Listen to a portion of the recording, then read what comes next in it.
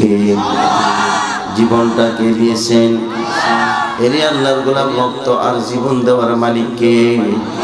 অর্থাৎ যেই রক্ত আল্লাহ দিয়েছেন, যে জীবনটা আল্লাহ দিয়েছেন, সেই রক্ত আর জীবন কেন দলের নেতার জন্য দিতে চাও? সেই জীবনটা কেন দলের? এই রক্ত আর জীবন তো কারো বাপ দাদা সম্পত্তি নয়, দিয়েছে কে? রাগ হইতেছেন? আমরা যদি না বলি তাইলে আপনি বুঝবেন করতে। ওলামায়ে কেরামদের বিরোধিতা বলতে পারবেন, আপনার জমিনের উপরে শক্তি আছে, কিন্তু ওলামায়ে কেরামদের শক্তি হতো আপনার সমকক্ষ সময় না হতে পারে, কিন্তু ওলামায়ে কেরামের শক্তি হলো আরশে আজিম পর্যন্ত। ঠিক কি না? জোরে বলেন। যা বলতেছিলাম, রক্ত আপনাকে কে দিয়েছে? রক্ত কি কাহার পিতৃ সম্পদ নাকি? দুনিয়ার মানুষের রক্ত যখন শেষ হয়ে যায়, এই রক্ত আবার বহু আবিষ্কার করার মতো ক্ষমতা কোন আবিষ্কারকের আসেনি। জীবনটাও নিয়ে গেছেন যিনি, এমন জীবন আবার দেওয়ার মতো ক্ষমতা কারো আসেনি। তাহলে রক্ত যেহেতু আল্লাহ দিয়েছেন, জীবন যেহেতু আল্লাহ দিয়েছেন, রক্ত আল্লাহর জন্য দেওয়া চাই, জীবনটা আল্লাহর জন্য দেওয়া চাই, জীবন আর মরণ যা কিছু আছে সব তার জন্য হওয়া চাই। এই রাস্তা থেকে স্লোগান হবে, আমার জীবন আমার রক্ত, আমার জীবন আমার মরণ সব কার জন্য? কোন দলের নেতার জন্য না, কোন নেতা কর্মীর জন্য না। আমার জীবন আমার রক্ত যদি দেওয়া লাগে একমাত্র আল্লাহর জন্য, আল্লাহর দ্বীনের জন্য, আল্লাহর কোরআনের জন্য দেব। ঠিক কিনা? এইটা কইলেই তো অসুবিধা, ঠিক না? এটা হুজুরা কইলেই অসুবিধা। তোমার কাছে অসুবিধা হতে পারে, কিন্তু আল্লাহর কাছে কোনো ছাড় নাই। তুমি ওলামায়ে কেরামদেরকে অস্ত্রের ভয় দেখাতে পারো, তুমি ওলামায়ে কেরামদেরকে মৃত্যুর ভয়, ফাঁসির কাষ্ঠের ভয় দেখাতে পারো, রিমান্ডে মাইরের ভয় দেখাতে পারো, জেল জুলুমের ভয়, নির্যাতনের ভয় দেখাতে পারো। ওলামায়ে কেরাম এইসব কিছু পরোয়া করে না, একমাত্র কারে ভয় করে? আরো জোরে কোন কাকে ভয় পায়? আপনারা কারে ভয় পান? সবাই জোরে জোরে বলুন, কারে ভয় পান? আপনারা আমার রবকে। ও দুনিয়ার জমিনের মানুষ, সবাই জোরে বলুন, কে আপনার আমার মালিক? সবাই আরো জোরে বলুন, আপনার আমার মালিক কে? আমরা কার গোলাম? দুনিয়ার জমিনে কোনো মানুষ কারো গোলাম নয়, আমরা সব গোলাম। আপনার আপনার আমার আল্লাহর সাথে একটা পরিচয় আছে, সেটা হলো মালিক আর গোলামের পরিচয়। ঠিক কিনা? জোরে বল। মালিক ইয়াউমিদ্দিন।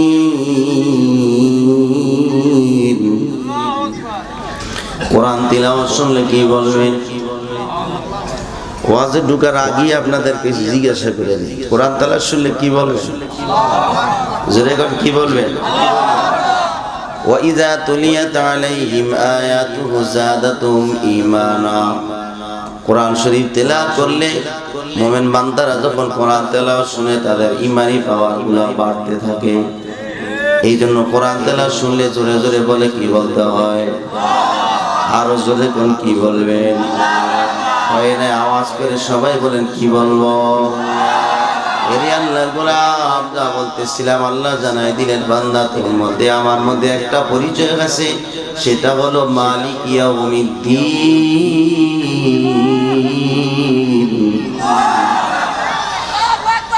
ইয়াকা না'বুদু ওয়া ইয়াকা নাস্তাঈন।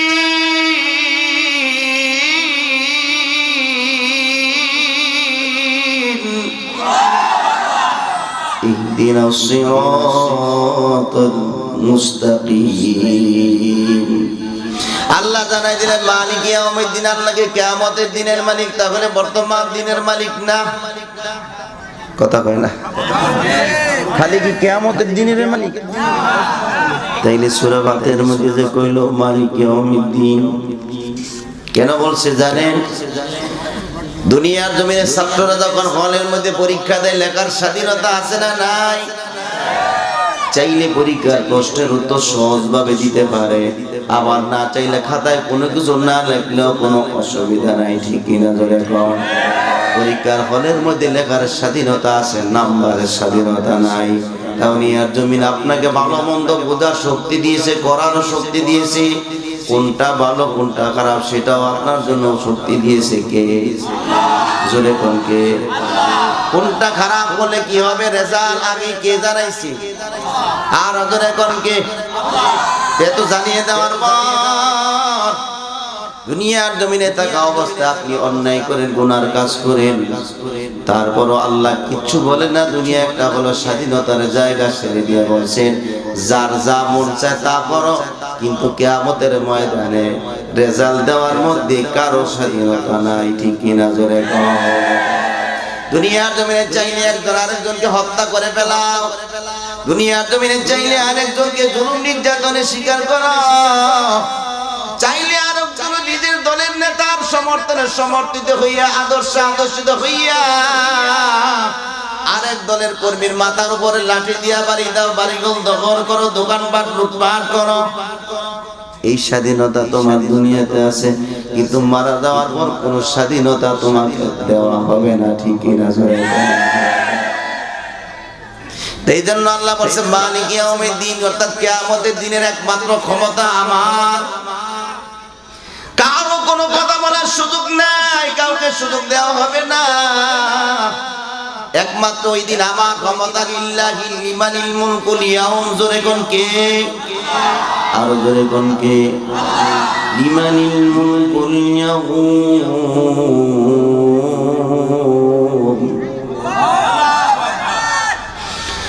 লিমানিল মুলকুল লিল্লাহিল ওয়াহিদিল কাহ্হার,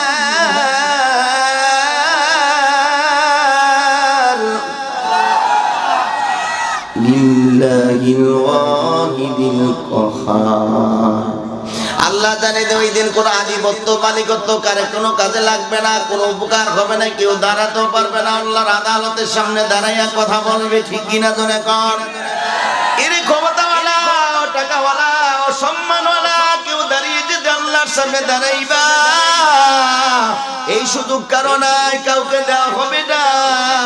আল্লাহর সামনে দাঁড়িয়ে একটু কথা বলবা, অন্যজনকে বাঁচানোর জন্য সুপারিশ করবা, জানবাদ বন্ধু বানাইবা, জানে জিগার বন্ধু। এই জিগার বন্ধু দিয়েও কোনো লাভ হবে না। দুনিয়ার চেয়ারম্যান গিরি, মেম্বার গিরি, এমপি মন্ত্রী পাওয়ার দিয়েও কোনো কাজে আসবে না। একমাত্র শুধু একটাই কাজে আসবে, সেটা হলো আল্লাহর সাথে আপনার সম্পর্ক কেমন ছিল, ঠিক কিনা? বান্দার সাথে আপনার, আল্লাহর সাথে আপনার সম্পর্ক কি জানেননি?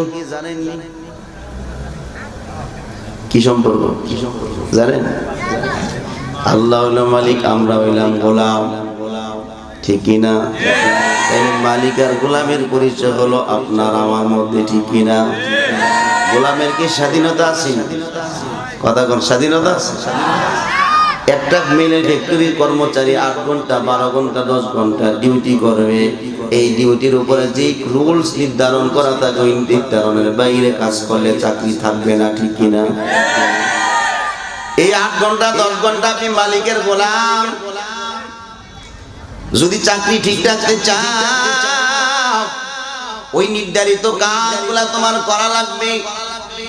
আল্লাহ জানাই দিলে বান্দা তোর যা দরকার চাওয়ার আগে দিয়েছি, তোর অক্সিজেন দরকার, জমিন থেকে আসমান পর্যন্ত বন্যার অক্সিজেন দিয়ে বইরা দিলাম। তোর এক পদ খাবারের দরকার, আমি আল্লাহ হাজার হাজার রকমের খাবার তোর জন্য ব্যবস্থা করে রাখছি, ঠিক কিনা জোরে কর? আপনি চাইলো খাইলে, আপনি চাইলো আল্লাহ দেন, না চাইলো আল্লাহ আপনাকে দেন। আল্লাহ বলে শুধু ঠেকা একটাই, তুই আমার গোলাম, আমি তোর মালিক। ওরে আল্লাহর গোলাম, এই পরিচয় পাইয়া যারা কাজে লাগায়, যারা প্রকৃত গোলাম হয়েছে, আল্লাহর গোলামি করে কাটাইল, ওই ব্যক্তিরা দুনিয়াতে সফলতা পাবে, পরকালে নাজাতের উসিলা পাবে। জোরে বলো আল্লাহু আকবার।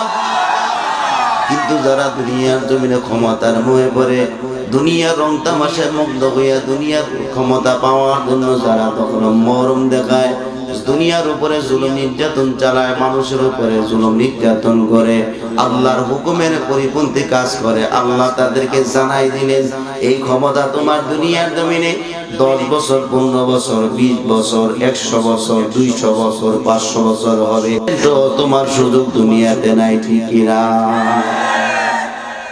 ফেরাউন 400 বছর বাদশাহী করছে, কয়শো বছর? এত বড় বাদশাহী আল্লাহ কাউকে দেয় না। ফেরাউনের বাড়ির সামনে এখন একটা গাছ আছে, ওই গাছের পাতা যে খাবে, যে নিয়ত, ওই নিয়ত পুরো হয়ে যায়। এই জন্য কি না ফেরাউনের পাওয়া? কথা কয় না। এই গাছ বানাইছে কি ফেরাউন? কে বানাইছে? ফেরাউন 400 বছর বাদশাহীর ভিতরে কোনোদিন ঠান্ডাও লাগে নাই, কাশিও দেয় না, জ্বরও আসে নাই। এই জন্য কি ফেরাউন কি খোদা নেই? খোদা। আমাদের বাংলাদেশের মধ্যে একটা লোক ছিল, দেখলে যদিও কাকলাস, কিন্তু বলছিল করোনা থেকে আমরা শক্তিশালী।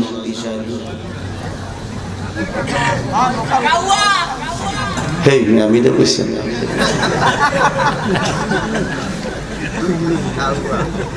কি বলছিল, আমরা করোনা থেকে শক্তিশালী, ঠিক কিনা? ধরে কন।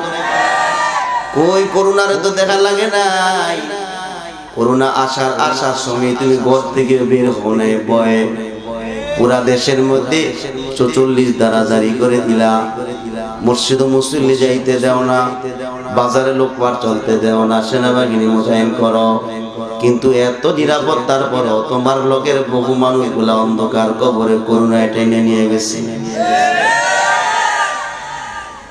তোমার যদি এত শক্তি দাও তাহলে তুমি 5ই আগস্টের পরে মাত্র ছোট বাচ্চাদেরকে দেখে বলাইছে না, কে বললাম না, যারা আন্দোলন করছে মাত্র তারা মাত্র স্কুলের স্টুডেন্ট, না ছিল কোনো অস্ত্র, না ছিল কোনো লাঠি বেন্দা, কিচ্ছু ছিল না, খালি ছিল নারায়ে তাকবীর। ছিল এত মারার পর, এত জুলুম নির্যাতনের পর কেন পালাইছ? ক্ষমতার মস্তক ধরে তো রাখতে পারলা না, কারণ ক্ষমতা দেওয়ার মালিক কি? আরো জনে কোন কে? ফেরাউন 400 বছর রাজত্ব করার পর ভাবছে ঠান্ডাও লাগে না, জ্বর হয় না, তাহলে আমি বুঝি মরণ নাই, আমার মরণ নাই, তাহলে আমি মনে মনে বড় খোদা। আনা রব্বুকুমুল আলা বলছিল, আমি সবচাইতে বড় খোদা। নাউজুবিল্লাহ। ফেরাউন কি খোদা নেই? আপনার আমার মালিক কে? ফেরাউনের মালিক কি? ফেরাউনের জীবনটা কে দিয়েছে? তাহলে আপনার আমার জীবনটা কে দিয়েছে? যারা এই দেশের বৃহত্তম দল যারা যারা আছে তাদের জীবনটা মনে হয় তাদের নেতা দিছে, রক্তগুলাও তাদের নেতাই দিছে। কথা কন দিছে? তাহলে তুমি কেমন মুসলমান হইছ? তুমি কেমন আল্লাহর গোলাম দাবি করো? তুমি মনে মনে মুখে মুখে বলো আমার নেতার জন্য, আমার দলের নেতার জন্য, আমার দলের জন্য রক্ত যদি দেওয়া লাগে দেব, আমার রক্ত আমার দলের নেতার জন্য জীবন দেওয়া লাগলে তার জীবনই দেব। তুমি তো মুসলমান না, মুসলমান না, মুসলমান নামে মুনাফিক। কারণ জীবনটা কে দিছে? আবার ঘুরাইয়া বলতেছি রক্ত কে দিছে? জীবন আর রক্ত দেওয়ার ক্ষমতা কার আছে? জীবন রক্ত যদি দেওয়া লাগে কারে দিবেন? ওয়াদা করেন কারের মধ্যে তারে তওবা করো, এই কথা আর কখনো বলবো না। যদি রক্ত দেওয়া লাগে আল্লাহর জন্য দেব, জীবনটাও যদি দেওয়া লাগে আল্লাহর জন্য দেব, আমার যা কিছু আছে সব আল্লাহর জন্য দেব, প্রয়োজনে আমিও আল্লাহর জন্য বিলীন করে দিব। আমার সন্তানকে যদি আল্লাহর জন্য দেওয়া লাগে দিয়ে দেব, আমার গোটা সম্পত্তি যদি আল্লাহর জন্য দেওয়া লাগে দিয়ে দেব, আমার যা কিছু আছে সব কার জন্য? আর জনে কোন কার জন্য? আমার নামাজ হবে কার জন্য? আমার কুরবানি হবে কার জন্য? আমার যাকাত হবে কার জন্য, আমার হজ হবে কার জন্য।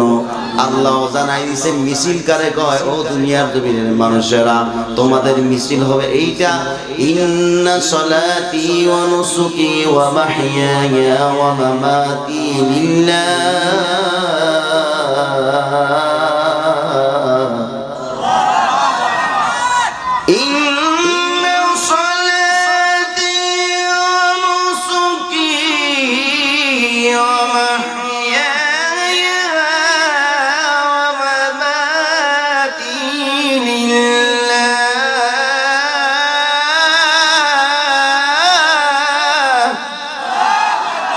ومحياي ومماتي لله رب العالمين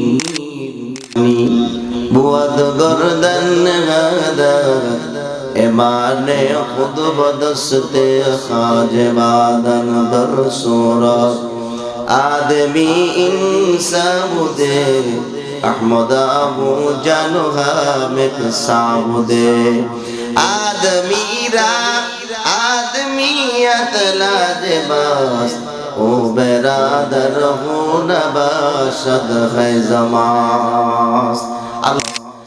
আমার জীবন, আমার মরণ, আমার কুরবানি, আমার হজ, আমার যাকাত, আমার যা কিছু সব আল্লাহর জন্য হওয়া চাই। আমার ছেলেটা আল্লাহর জন্য, আমার মেয়েটা দিছে কে আল্লাহর জন্য দিব, ঠিক কিনা জোরে কোন। আমার টাকা হইছে আল্লাহর জন্য দেব, আমাকে হজ করার তৌফিক দিয়েছে আল্লাহ, এই হজটাও আল্লাহর জন্য করব। দুনিয়ার মানুষকে হাদিস সার্টিফিকেট লওয়ার জন্য হজ করব না, কথা কোন ঠিক না? অনেক লোকের হজ করতে আইসা হজ কইরা বাড়িতে আসে, তখন হাদিস সাহেবকে ডাক না দিলে কষ্ট পায়, আছে না নাই? আবার পোস্টারে এনবিলে যদি নাম দেয় হাদিস আলহা সার্টিফিকেট না লাগাইলে কষ্ট পায়, ওয়াজ যায় না, রাগ হয়ে যায়। এই মিয়া হজ করছে আলহাজ দিলেন, আছে না নাই? এটি আপনাদের এলাকায় মনে হয় না, আমাদের শহর অঞ্চলে আছে। কিছু লোকেরা জামুয়া যে কয় জামুয়া মানে নিয়ত করছে যাবো আগামী বছর, কিন্তু আগামী বছর আর শেষ হয় না, আগামী বছর ইনশাআল্লাহ হজ করতে দোয়া করেন, মানে আছে না নাই? এই জামুয়াজিরাও মানুষকে বোঝায় আমি হজ না করলে একসময় লোকেরা আমার হিসাব কইব। এলাকার কিছু লোক দেখবেন মেম্বারের দ্বারা পাস না করলেও তারা মেম্বার হয়, আছে না নাই? অনেক খুশি হয়ে যায়, খুশি হয়ে এক কাপের জায়গায় 2 কাপ চা আপনার এমনি খাওয়াই ফেলায়, আসেনি এগুলো, আসেনি এগুলো বড় শখ কত। কিন্তু তুমি তো জানো না, চেয়ারম্যান হইছো, মেম্বার হইছো, এমপি হইছো, এটা সাধারণ মামুলিক ব্যাপার নয়।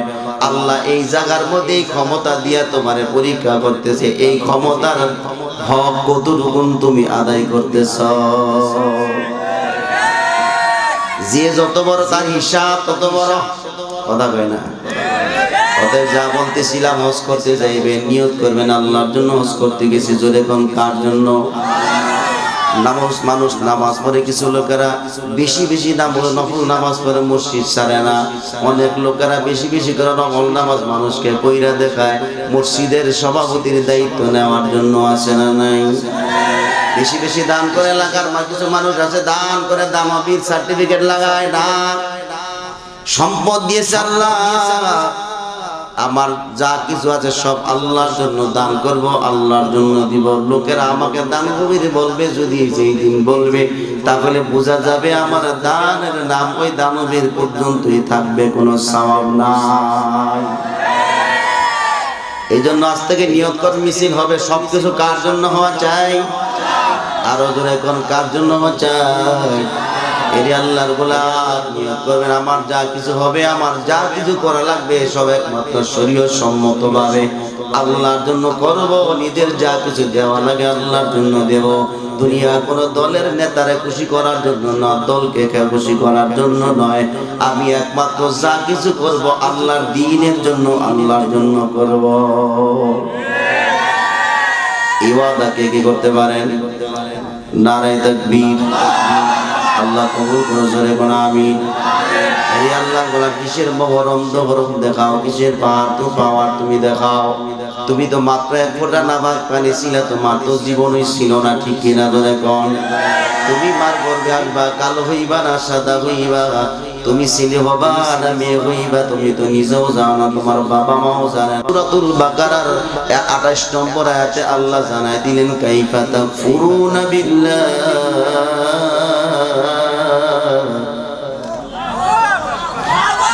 كيف تكفرون بالله وكنتم أمواتا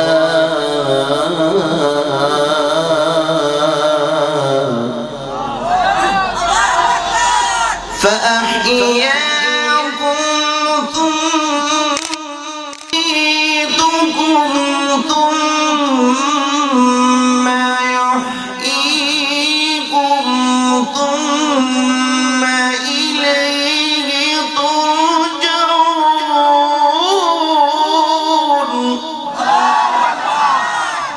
ثم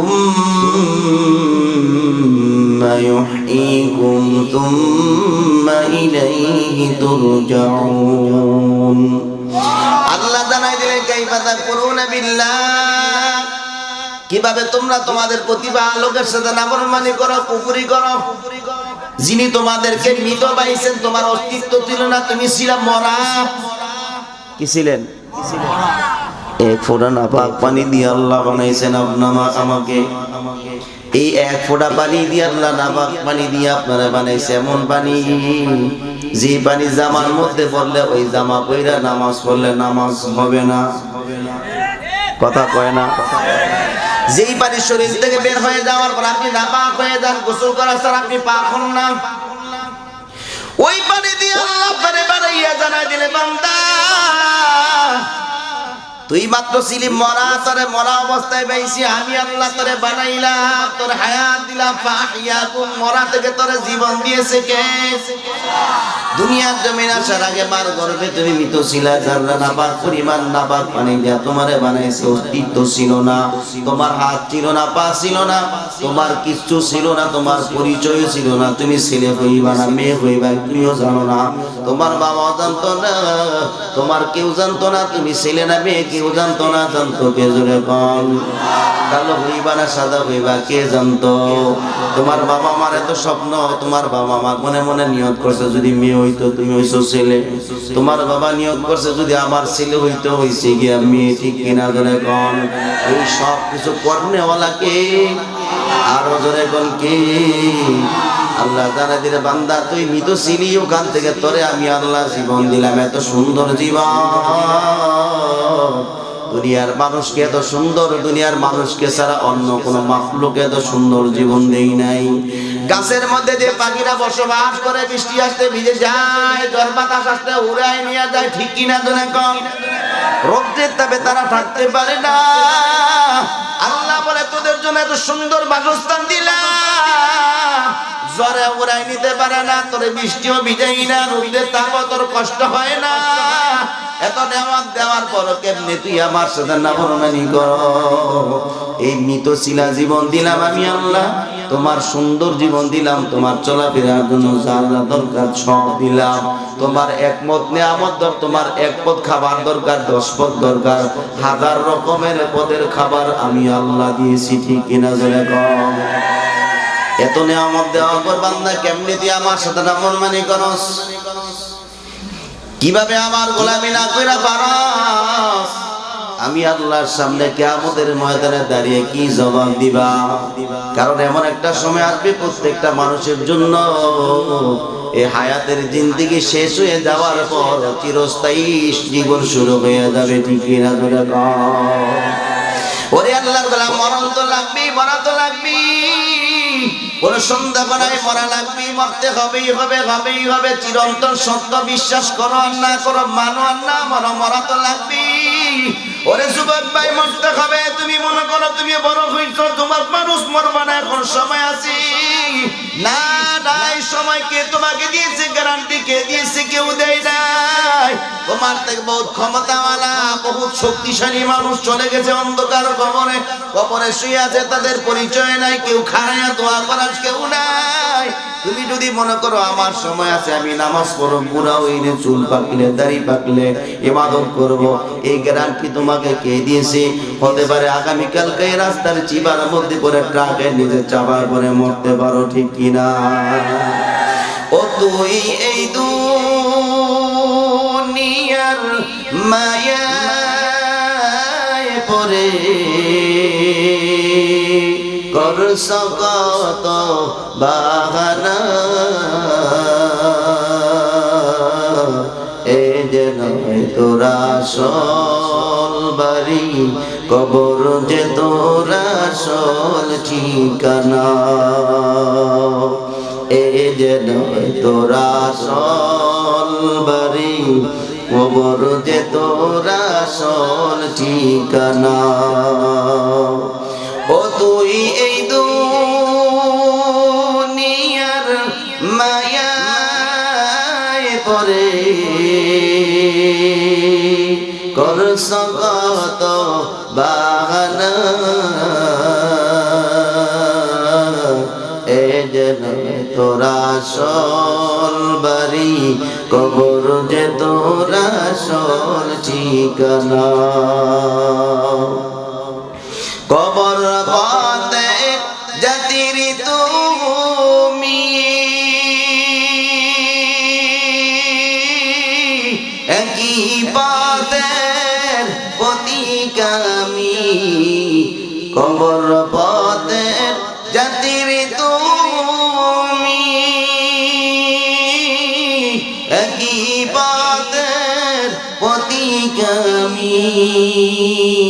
তুমি আমি কেউ রব না, তুমি আমি কেউ রব না, দিতে হবে রওয়ানা। এ যে তোর আসল বাড়ি, কবর যে তোর আসল ঠিকানা।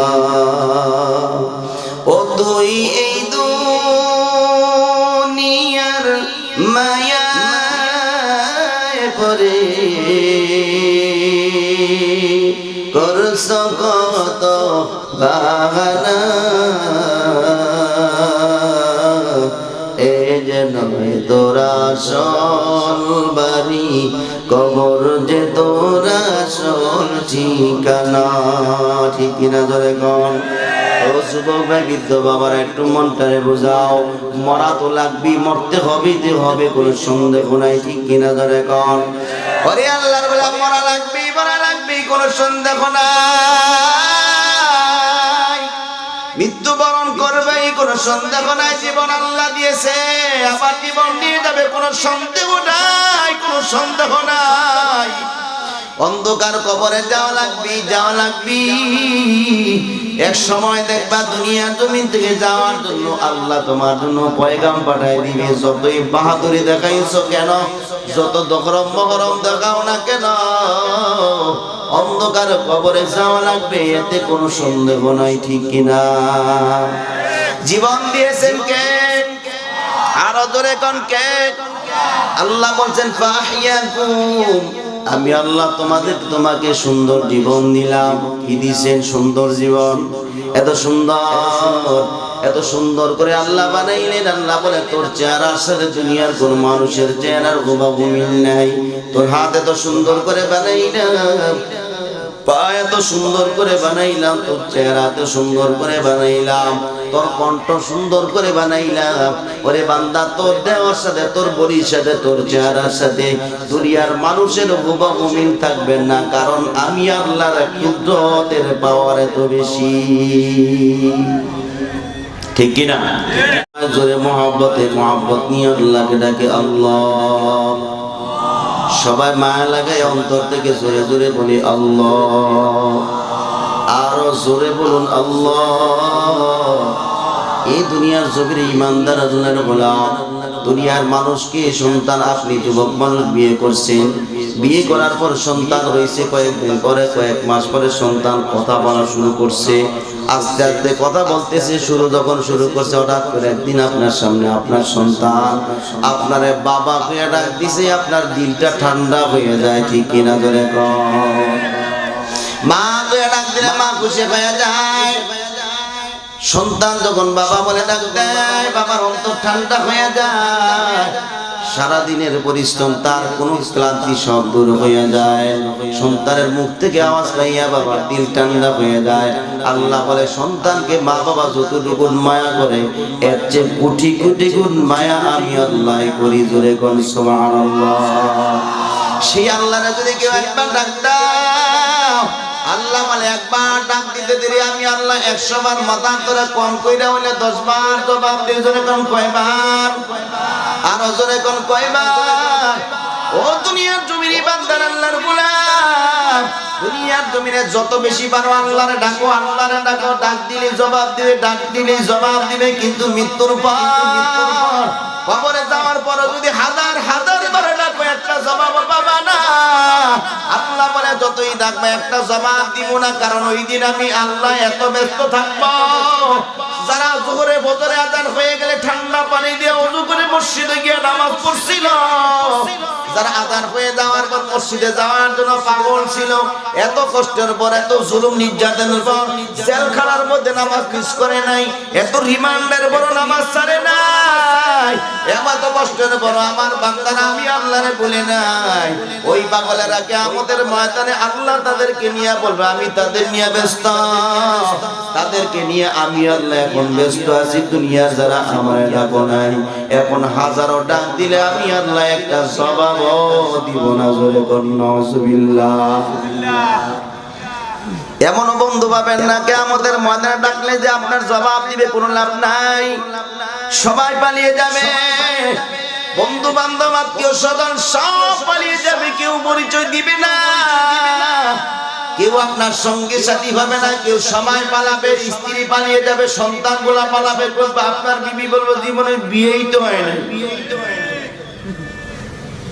যে বিবির জন্য এত কষ্ট আপনি করলেন, যে সন্তানের চাহিদা পূরণ করতে গিয়া নিজের পিঠটার রৌদ্র দিয়া পড়াইছো, বৃষ্টিতে ভিজা কাদাইলা, ওই সন্তান আপনারে বাবা পরিচয় দিবে না। যে বিবির জন্য এত কষ্ট করছো, বিবিও তোমার স্বামী পরিচয় দিবে না। যে বিবিরা স্বামীর সন্তুষ্টি অর্জন করতে গিয়া সারা জীবন কাটাই দিল কষ্টে, ওই স্বামীরাও কিয়ামতের ময়দানে বিবিরে চিনবে না। يوم لا ينفع ماله ولا بنون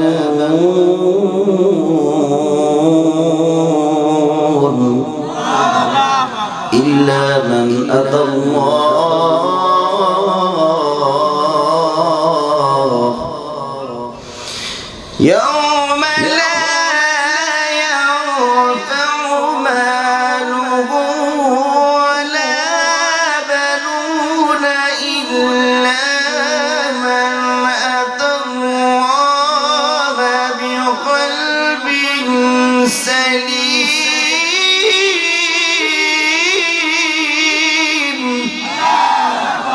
إلا من أتى الله بقلب سليم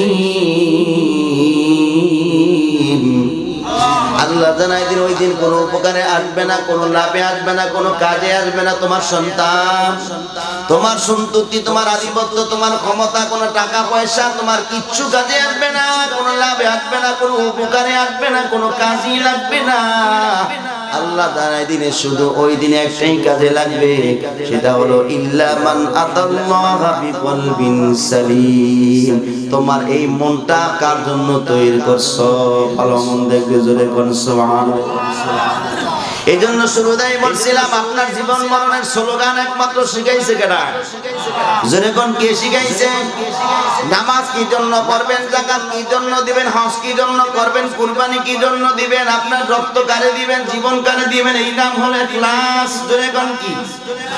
এই সকল যদি অন্তরে ফিট করতে পারো, ওই অন্তরটা হলো, ওই অন্তরটার নাম হলো বিকলবিন সালিম। ওই বিকলবিন সালিম, এই কলবে সালিমটা কিয়ামতের ময়দানে আল্লাহর দরবারে কাজে লাগবে। আল্লাহু আকবার। পারিগে পরে আল্লাহর গোলাম, এত সুন্দর করে জীবন আপনারে কে দিয়েছে? এত সুন্দর করে জীবন বানাইয়া, এত সুন্দর করে আল্লাহ আপনাকে দিয়েছেন। দুনিয়ার মানুষগুলাকে এত সুন্দর করে আল্লাহ বানাইলেন। এত কিছু দেওয়ার পর আল্লাহ জানাই দিলে, বান্দা তোর যত নিয়ামত দরকার আল্লাহ কোনো দিক থেকে আমি পূরণ বাকি রাখি নাই। তুই যে কোনো দিকটা আমার জন্য ভুল ধরবি, দোষ ধরবি, এও সুযোগ নাই। তুই চাওয়ার আগে সব কিছু আমি আল্লাহ জমিনে তোরে দেওয়ার আগে সব ব্যবস্থা করে রাখছি। জোরে কোন সুবহানাল্লাহ। এত সুন্দর জীবন দিলেন, তোর চেহারার সাথে কোনো চেহারার মিল নেই। দুনিয়ার মানুষের সাথে তোর হুবহু মিল থাকবে না, কারণ এত সুন্দর আমি আল্লাহ দিলাম। এই সুন্দর জীবন তোর এত সুন্দর করে জীবন দিয়ে দিলাম। তোর বাবা হাজার হাজার কষ্টের পর তোর চেহারার দিক তাকাইয়া আমি আল্লাহ ওই বাবার অন্তরে এত মহব্বত লাগাই দেই। তোর চেহারার দিক তাকায় তোর বাবা সারা দিনের কষ্টগুলা তোর চেহারা দিকে উইলা যায়। কথা কোন ঠিক কি না? ঢাকায় যারা কাজ করে, বিভিন্ন ফ্যাক্টরিতে, বিভিন্ন বাড়ি বাড়ি কাজ, বহু জায়গায় দেখি 12 ঘন্টা ডিউটি করে বাবারা। সন্তানরা দেশের মধ্যে বড় বড় হুন্ডার কিনা দাবি দেবে, হুন্ডার কিনা বস্তাও দিয়ে ঘুরে আসে না নাই, হাফ প্যান্ট বিন্দা ঘুরে আসে না নাই, কানের মধ্যে ইয়ারফোন লাগায় বাবা সারাদিন ফ্যাক্টরিতে ঢাকা শহর বুড়া হয়ে গেছে, বৃদ্ধ হয়ে গেছে, কোমর বাঁকা হয়ে গেছে। ওই বাবারা মিল ফ্যাক্টরিতে কাজ করে, আর এই সন্তান বায়না ধরে 30,000 টাকা দামি মোবাইল না কিনা দিলে বাবার সাথে কথা কয় না। এরকম রোগ আপনার এলাকাত নাই? হুন্ডার না কিনা দিলে, জিপসার না কিনা দিলে কষ্ট পায়, বাবার সাথে কথা কয় না। লাগলে আধা গাড়ি জায়গা বিক্রি করে একটা হুন্ডার কিনে দাও, তুমি কেমন জমিদার। ফুল প্যান্ট বাদ দিয়ে হাফ প্যান্ট কিনা কারের মধ্যে ইয়ারফোন দিয়া করে স্মার্টফোন লাগাই, ঠিক কিনা? ধরে আগে ছিল আধুনিক, আগে ছিল ডিজিটাল বাংলাদেশ, পরে হয়ে গেল স্মার্ট। ধরে কোন কি স্মার্ট হইতে গিয়া মানুষ সব স্মার্ট, চোর স্মার্ট হয়েছে, মানুষ স্মার্ট, সাংবাদিক স্মার্ট। কথা কোন ঠিক না? আগে আমাদের এলাকায় দেখতাম চুরি করতো মানুষেরা, ঘরের হিনকেইটা, ঘরের বেড়া কাইটা ভিতরে ঢুকিয়া ঘরে আন্টি বাড়ি চুরি করতো, শেষরা চোর, ঠিক না? কিন্তু এখন স্মার্ট চোর। কেমন চোর? যে কলমের খোসা দিয়া বাংলাদেশের হাজার হাজার কোটি টাকা বিদেশে পাচার কইরা বেগম পাড়ায় বাড়ি করে, তারা হলো স্মার্ট চোর। রাগ হইতেছেন মনে হয়? তাদের অন্তরে আল্লাহর ভয় থাকতো, তারা যদি পরকালের ভয় থাকতো তাহলে এই কাজ করা কি সম্ভব ছিল না? যে সম্পদগুলা, টাকা পয়সাগুলো লুটপাট করে বিদেশে পাচার করে, বেগম পাড়া যারা বাড়ি করছে তারা কি তাদের সম্পদ, এইটাই তার বাবার সম্পদ ছিল নাকি? কথা করে এই সম্পদ কি তাদের বাবার ছিল? এই সম্পদ ছিল এই দেশের জনগণের, ঠিক কিনা? ধরে কর কিয়ামতের ময়দানে সবাই দাঁড়ায় আল্লাহর কাছে বিচার দিবেন। আল্লাহ, ঘাম জনা পরিশ্রম গুলা দিয়ে দিয়ে সরকারকে ট্যাক্স দিয়েছিলাম, যতটুকু ট্যাক্স দেওয়ার দরকার হচ্ছে বেশি বেশি ট্যাক্স নিয়া এই ট্যাক্সের টাকাগুলা লুটপাট করে আমাদের দেশের উন্নয়নের কাজে ব্যয় না করে নিজের উন্নয়নের পেটটা বাড়ি করছে, ঠিক কিনা? বর্তমানে স্মার্ট সন্তানেরা আধুনিকতার নামে হাফ প্যান্ট পিন্দা করে আসে না নাই? হুন্ডার একটা চালায়, হাফ প্যান্ট একটা পিন্দা, হাঁটুর উপরে হাঁটু বের করে রানমান বাই করে দিয়া নিজের স্মার্ট নায়ক। নায়ক বাপ কি নায়ক সাজে, নায়ক আছে না? আল্লাহর কসম দিয়া বলি, যাদের হাঁটুর উপরে কাপড় উঠে যায়, ফরস্তরক হয়ে যায়, একবার ফরস্তরক করলে কবিরা গুনাহ, একটা কবিরা গুনাহের কারণে কম কইরা হইল 7,000 বছর জাহান্নামের আগুনে জ্বলা লাগবে। তুমি কেমন বাবা হইছ? তুমি কেমন বাবা? তুমি তো বাবা নামে কলঙ্ক। তোমার জীবিত থাকতে তোমার সন্তানগুলা গুনার কাজ করে তোমার টাকা দিয়া। তোমার দরকার ছিল সন্তানকে বুঝাইয়া মসজিদে নেওয়া, সন্তানকে বুঝাইয়া বুঝাইয়া দ্বীনের কাজে অগ্রগতি করে দেওয়া, নিজেও করা, সন্তানকে সাথে সাথে নেক আমল করার জন্য উদ্বুদ্ধ করা। ওই কাজ না করে সন্তান গুনার কাজ করতে চায়, বাবাও টাকা ডালে। ঠিক কিনা ধরে কম? আসতেছে ভ্যালেন্টাইন ডে। কি কি বিশ্ব ভালোবাসা দিবস, 14 ফেব্রুয়ারি। বিশ্ব ভালোবাসা দিবস না বিশ্ব বেহায়া দিবস? কথা কয় না। ভালোবাসা কি একদিন নাকি? কথা কয় না। ভালোবাসা কি একদিন? এমন ভালোবাসার দরকার না যেই ভালোবাসা স্বামী স্ত্রীর মধ্যে সম্পর্ক নষ্ট করে দেয়। এমন ভালোবাসার দরকার নাই যে সদীপে যে সতীত্বকে হারায়। এমন ভালোবাসার দরকার নাই যেই ভালোবাসার কারণে ভালোবাসার ফসল হইয়া জঙ্গলার মধ্যে ডোবার মধ্যে ভালোবাসার রেজাল্ট পাওয়া যায়। তুমি কেমন বাবা হইছ? তুমি কেমন বাবা হইছ? সকালবেলা তোমার মেয়েটা সুসজ্জিত হইয়া ভ্যালেন্টাইন ডে পালন করতে চলে গেল, তুমি বাধা দিলা না। সে ইচ্ছা করতে বের হয়ে গেলে ভ্যালেন্টাইন ডে পালন করার জন্য ভালোবাসা দিবস। মুসলমানের জন্য ভালোবাসা দিবস না। মুসলমানের উৎসব হলো দুইটা। জোরে বল কয়টা? এক নাম্বার ঈদ, এক নাম্বার হলো ঈদুল ফিতর, 2 নম্বর হলো ঈদুল আজহা। এই দুইটা ঈদ সম্পর্কে উৎসব সম্পর্কে আল্লাহ রাসূলুল্লাহ আল্লাহ জানাইছেন। বাকি যেগুলা আছে সবগুলা মানব রচিত, আর বাকি যেগুলা আছে সব হলো ইহুদি খ্রিস্টানদের চক্রান্ত। জোরে বল নাউজুবিল্লাহ। যে যুবকরা এই কাজ করবে আল্লাহর আদালতে ধরা পাইবা, এমন শাস্তি পাইবা, পালানোর সুযোগ নাই। ভেগেও যাইবা, সেই সুযোগ পাবা না। তোমার মতো বহু যুবক হুন্ডা নিয়ে রাস্তার মধ্যে পিষে মারা গেছে। দেখেন না মাঝে মাঝে আপনার কোন চলে। তারপর মরণের ভয় নাই, তারপর মৃত্যুর টেনশন নাই। তুমি কোন সময় মৃত্যু বরণ করো তোমার তো খবর নাই। তুমিও তো মুসলমান, রাসূলের সাহাবীও বেলালও ছিল মুসলমান। ঠিক না? এত সম্পদ ছিল না, টাকাও ছিল না, গরিব মানুষ, গোলামের বাচ্চা, গোলাম, এমন গোলাম সারাদিনে একটা টাকাও চোখে দেখে নাই। তার বাবাও গোলাম ছিল, নিজেও গোলাম ছিল, কালো ছিল, বিশ্রী ছিল, ঠোঁট মোটা ছিল, তোতলা কথা কইতো, দেখতে সুন্দর ছিল না। মানুষ যত কালো হোক না কেন, হাতের কালো কিন্তু সাদা থাকে। বেলাল এত কালো, এত কালো, বেলালের হাতের কালো পর্যন্ত কালো ছিল। ও যুবক ভাই, তুমি তো যুবক মানুষ, বেলাল তো যুবক ছিল। বেলাল ইবাদত করতে, আল্লাহর গোলামি এমন ভাবে করত, দুনিয়াকে পিছে ফেলায় দিয়া, দুনিয়া সবকিছু বাদ দিয়া একমাত্র আল্লাহর গোলামি করার কারণে এমন মাকবুল বান্দা হয়ে গেছে। আল্লাহর নবী বলে, মেরাজের রাত্রিতে যখন আরশে আজিমের দিকে রওনা করছিলাম, এত স্তব্ধতা ছিল, স্তব্ধতার কারণে আমি নবীর ভিতরে ভয় ঢুকে গেছি।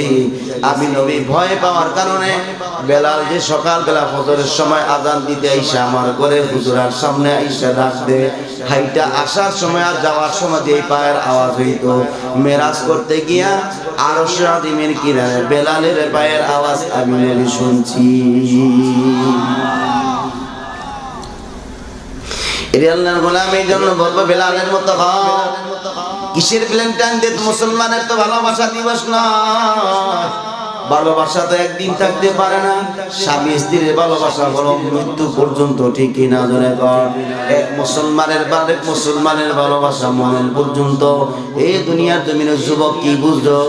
এই সব কিছু মুসলমানের কিছু না, এই সব হলো খ্রিস্টানদের, ইহুদিদের চক্রান্ত। ঠিক কিনা? এই চক্রান্ত মুসলমানদের যুবকদের ভিতরে ঢুকাই দিয়া মুসলমানের সতীত্ব নষ্ট করতে চায়।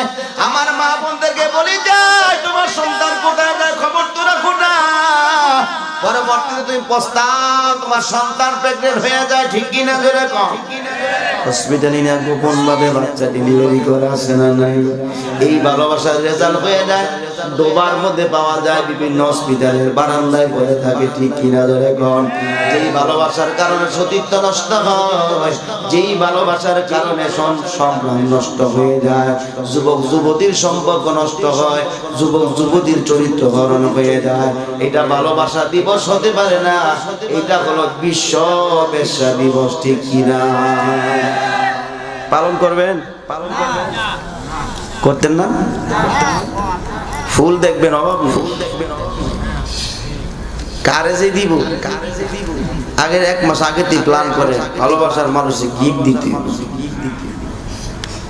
ভালো যদি বাসই তাহলে নবীরে ভালোবাসো না। কই দেখলাম না তো একদিন নবীরে ভালোবাসে দিয়ে একটা ফুল টুল নিতে, আবার মাজারও আবার দেয়, আছে না নাই? আপনার এলাকায় কোনো বীরের মাজার নাই?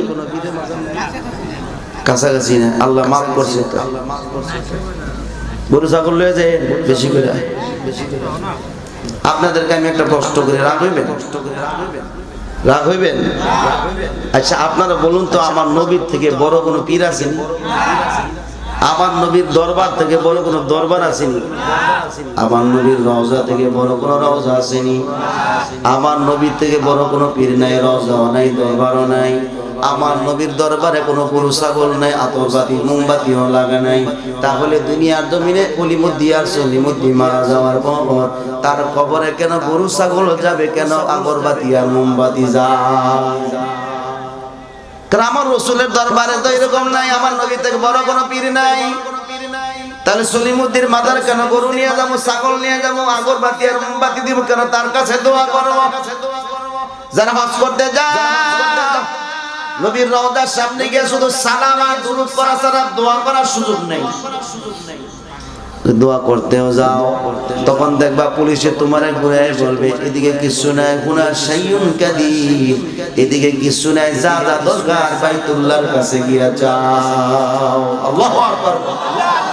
এই নবীর সামনে রওজার সামনে যদি দোয়া করার সুযোগ না থাকে, নবীর কাছে চাওয়ার সুযোগ না থাকে, তাহলে তুমি কইতে সলিমুদ্দি আইসা আগরবাতি আর মোমবাতি জ্বালায় গরু ছাগল দিয়া তোমার পীরের কাছে দোয়া চাও।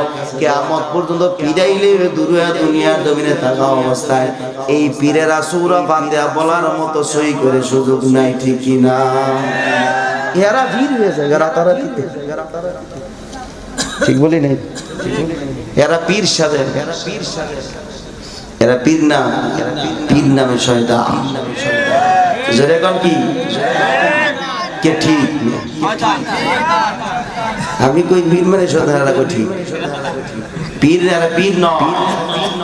পীর শব্দের অর্থ মুরব্বি, শায়েখ। পীর এটা ফার্সি শব্দ, বাংলা হইলো মুরব্বি, আরবি হলো শায়েখ। যেরকম কি শায়েখ, তিনটার একই অর্থ। এটা তার জন্য প্রযোজ্য যে কম কইরা হইল মেশকাত জালালানী পর্যন্ত যার ইলম আছে এবং সুন্নত সহ মুস্তাহাব জীবনে তরক করে নাই, ওই লোকদেরকে কেউ যদি উপরে তবকা থেকে খেলাফত দিয়ে থাকে, তারা পীর দাবি করতে পারবে। যার মধ্যে সুন্নত নাই, ফরজ নাই, ওয়াজিব নাই, কিচ্ছু নাই, মোসে জট, দাড়িতে জট, আটের মধ্যে গামজার পর, এরা কোনোদিন পীর হতে পারে? যেরকম পীর হতে পারে? এরা পীর নয়, ভণ্ড। যেরকম কি ভণ্ড শব্দের অর্থ জানেন? এটাও তো জানেন। ভণ্ড শব্দের অর্থ যার কাছে যে জিনিস নাই ওই জিনিস দাবি করার নাম ভণ্ডামি। এটা হলো শাব্দিক অর্থ। কথা বুঝতে পারছেন? যার কাছে যে জিনিস নাই ওই জিনিস দাবি করলি সে ভণ্ড। যেরকম কি হ্যাঁ পীর হওয়ার যোগ্যতা নাই, হ্যাঁ পীর দাবি করছে, হ্যাঁ ভণ্ড।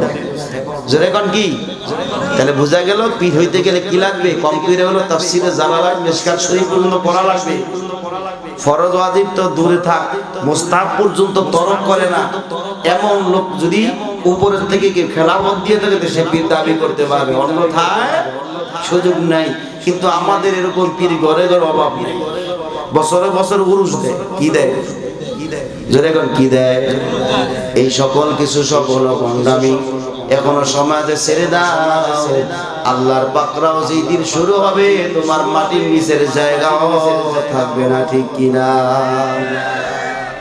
এরি আল্লাহর গোলাম যা বলতেছিলাম, জীবনটা এত সুন্দর করে কে দিলে? এত সুন্দর জীবন আল্লাহ তোমার দিল।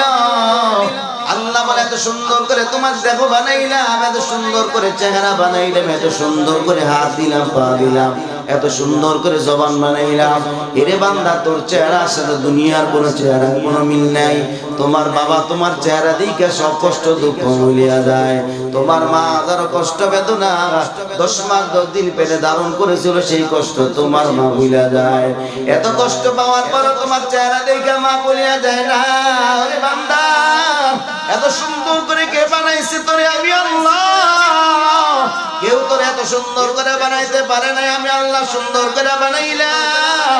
এত সুন্দর জীবন দিলাম, এত নিয়ামত দেওয়ার পর এই বাদা করুনা বিল্লাহ, কেমনে তুমি আমি আল্লাহর সাথে নাফরমানি করো, কুফরি করো, আমি আল্লাহর গোলামি করো না? কিভাবে এই মুখ নিয়ে আমি আল্লাহর দরবারে আসবা? ঠিক কি না জোরে কও? এত সুন্দর করে চেহারা কে বানাইছে? আরো জোরে কোন কে বানাইলেন? লাকাদ খালাকনাল ইনসান,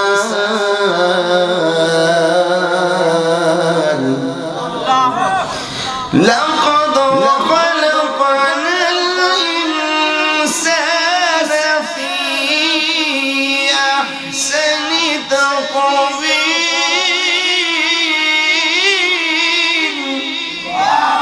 ثم رددناه أسفل سافلين। আল্লাহ জানা দিলেন সে কোন সুরতের দিক থেকে মানুষকে সুন্দর করে আমি আল্লাহ বানাইছি। ধরে কোন সুবহানাল্লাহ। ওরে আল্লাহ গুলা এত সুন্দর জীবন পাওয়ার পর, এত কিছু পাওয়ার পরে কিভাবে তুমি আল্লাহর সাথে নাফরমানি করো? আল্লাহর আদালতে কিভাবে যাইবা?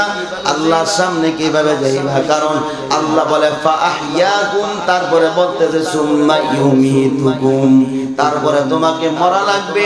তুমি মৃত ছিলা, আমি আল্লাহ তোমার জীবন দিলাম, সুন্দর জীবন।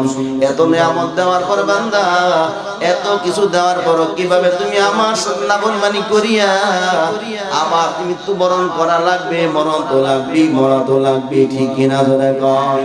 চিরন্তন সত্য হলো মরণ। ওরে বান্দা, আল্লাহ বলে মরা তো লাগবেই, মরা তো লাগবে। একটু চক্ষুটাকে বন্ধ করো, মনে জিজ্ঞাসা করো, মর এই ঘরের মালিক আমার বাবা ছিল, আমার মা ছিল। এই ঘরের দরজা দিয়ে আমার মারে বের করে দিছি 5টা টুকরা কাপড় দিয়া। আমার বাবারে 3 টুকরা সাদা মার্কিন কাপড় দিয়া পেঁচাই অন্ধকার কবরে নিয়ে গেলাম। ওই অন্ধকার কবর রেখে আসলাম। বাবারও খবর নাই, মারও খবর নাই। অন্ধকার কবরে মায়ের মতো আমার বাবার মতো তো আমাকে কবরে যাওয়া লাগবে। অন্ধকার কবরে নামায় দিয়ে আসবি। অন্ধকার কবরে কি নিয়ে যাব? আল্লাহর দরবারে কি জবাব দিব? আল্লাহ যদি জিজ্ঞাসা করে এত সুন্দর জীবন পাওয়ার পর আমি আল্লাহর কেন গোলামি করলি না? আমি আল্লাহ তো তোরে একবার ডাক দিই নাই, দৈনিক 5 বার ডাক দিছি। ফজরে ডাক দিছি, তাহাজ্জুদের বিছানা ডাকছিলাম, ফজরে ডাকছিলাম, যোহরে ডাকছিলাম, আসরে ডাকছিলাম, মাগরিবে ডাকছিলাম, এশায় ডাকছিলাম। একটা ডাকের জবাব দেয়। আজকে কি নিয়া, কি মুখ নিয়ে আমি আল্লাহর সামনে তুমি আসলা? ওরে আল্লাহর গোলাম যুবক ভাইরা, বৃদ্ধ বাবারা, এত দুনিয়ার মহরম, দুনিয়ার ক্ষমতা নিয়ে ব্যস্ত, দুনিয়ার এত আরাম আয়েশ নিয়ে ব্যস্ত। কবরে যখন যাইবা, ওই অন্ধকার কবর কিন্তু ভালো জায়গা না। কবরের কাছে কবর কিন্তু ভালো জায়গা নয়। জাহান্নামের আগুনের ঘর, সাপ বিচ্ছুর ঘর। একটা নয়, দুইটা নয়, 99 সাপ আসবে। আমার কথা না, বুখারী শরীফের হাদিস। আল্লাহর নবী বলে কবরের জাহান্নামীদের জন্য 99টা সাপ আসবে। একটা সাপ যদি দুনিয়ার জমিনে বিষাক্ত নিঃশ্বাস একবার ফালায় দেয়, দুনিয়ার জমিনের যত গাছপালা তরুলতা আছে, মানুষ দেহ জানো সব পরিচয় হয়ে যাবে। জোরে কর নাউজুবিল্লাহ। এরকম সাপ কবরের ভিতরে আসবি। এরে আল্লাহর বলা, ওই কবর কিন্তু ভালো জায়গা না। কবরে আযাব সত্য, এতে কোনো সন্দেহ নাই। কবরে যাওয়া লাগবে, এতে কোনো সন্দেহ নাই। মরাও লাগবে, কোনো সন্দেহ নাই। ঠিক কিনা জোরে কর? যার উসিলা আপনি আর আমি হইলাম, সেই রহমাতুল আলামিন নবী মুজাসসাম, নবী আরব রহমাতুল আলামিনের ইন্তেকাল হইছে। ঠিক কিনা জোরে কর? দুনিয়ার যত বড় রাজা বাদশা বলো না কেন, দুনিয়ার ক্ষমতা ওয়ালা বলো না কেন, কেউ চিরকাল থাকতে পারে না। কবরে যাওয়া লাগছে। তোমাকে আমাকে কবরে যাওয়া লাগবে। এলাকার এমপি মন্ত্রী যারা ছিল আগে, যারা কবরে চলে গেছে, তারা কিন্তু থাকতে পারে নাই, আর তাদের মতো আমাদেরও যাওয়া লাগবে, ঠিক কিনা? ওরে আল্লাহর গোলাম, পাকিস্তানের মধ্যে একটা আলেম টিকিট কাউন্টারের সামনে বসা, টিকিট কাইটা ট্রেনের অপেক্ষায় বসে আছে। ট্রেন আসলে তারপরে বাড়ির দিকে রওনা করবে। গভীর রাত হয়ে গেছে, এখনো ট্রেন আসে না। আগের জমানায় লিমিট অনুযায়ী, টাইম অনুযায়ী কিন্তু ট্রেন আসা যাওয়া করতো না, একটু এদিক সেদিক বিলম্ব হয়ে যেত। এখনো মাঝে মাঝে শিডিউল পরিবর্তন হয়ে যায়। আলেমটা রাত্র গভীর দিকে টিকিট কাউন্টারের মাস্টারের কামরার মধ্যে বসে আছে। পাকিস্তান নিশাপুর জায়গায়, এটা আমার মুখের কথা না, ভারতের আনন্দবাজার পত্রিকার সাক্ষাৎকার দিয়েছে। এরই আল্লাহর গোলাম, ওই টিকিট কাউন্টারের মাস্টার, টিকিটের কাউন্টারের মাস্টার, তারা ডান হাতটা বিন্ডিজ করে, বিন্ডিজ করা হাত, ডান হাত বিন্ডিজ করা। আলেম সাহেব টিকিট কাউন্টারের মধ্যে বসে বসে কি যেন করতেছেন। এবার তাকায় দেখলেন খালি ঘর, কামরার মধ্যে কেউ নাই, শুধু আলেম আর টিকিট কাউন্টারের মাস্টার বসা। এই নীরবতার মধ্যে টিকিট কাউন্টারের মাস্টার নিজের হাতটা বিন্ডিজটা নিজের হাত থেকে আস্তে আস্তে খুলতেছে। আলেম খেয়াল করে দেখলো বিন্ডিজ যত খোলে অত বেশি একটা মনোমুগ্ধকর গান আসতেছে। জোরে কোন সুবহানাল্লাহ।